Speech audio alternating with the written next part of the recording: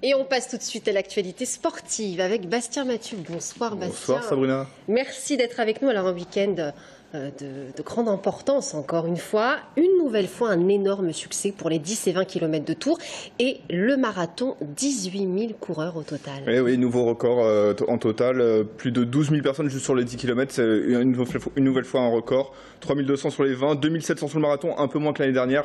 Il faut dire que l'année dernière c'était la première du marathon, donc ça peut s'expliquer. Mais voilà, une vraie fête, une très bonne ambiance. Tout le monde qui voulait faire son petit défi personnel, que ce soit pour le temps ou juste pour finir la course, c'est toujours un petit exploit. Et puis voilà, tous les âges. On a vu des papis, mamies, des enfants, les courses des enfants le matin. Et puis après la fameuse paella conviviale pour tous. Donc c'est vraiment un très gros succès avec énormément d'associations aussi.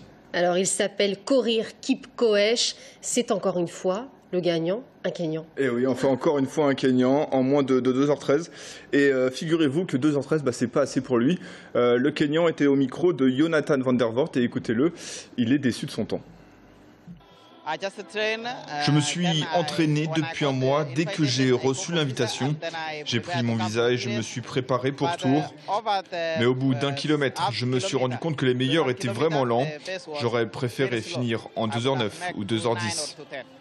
On aimerait quand même bien faire le même temps, ce serait pas mal. Oh moi 4 heures je prends, déjà finir un marathon, je suis pas sûr de le faire.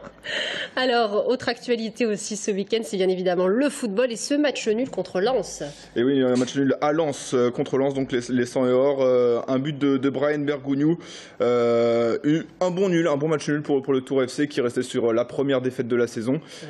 Tours qui rejoue dès demain soir, mardi, contre Créteil à domicile à la Vallée du Cher. Et le Tours FC qui joue demain contre Créteil. C'est ce que je viens de dire, vous écoutez pas ce que je dis. Mais justement, j'écoutais. Je faisais juste répéter ce que vous disiez demain pour soir, donc à la Vallée du Cher. L'importance de l'information. À la Vallée du Cher, voilà, à 20h, match de Ligue 2, c'est pour la 8e journée, il me semble. 8e journée, c'est bien ça. Bastien Mathieu, merci d'avoir été avec nous. Est-ce que vous êtes sorti pour les journées du patrimoine? Non, j'étais au marathon, figurez-vous. Il y en a qui bossent. C'est une excuse valable.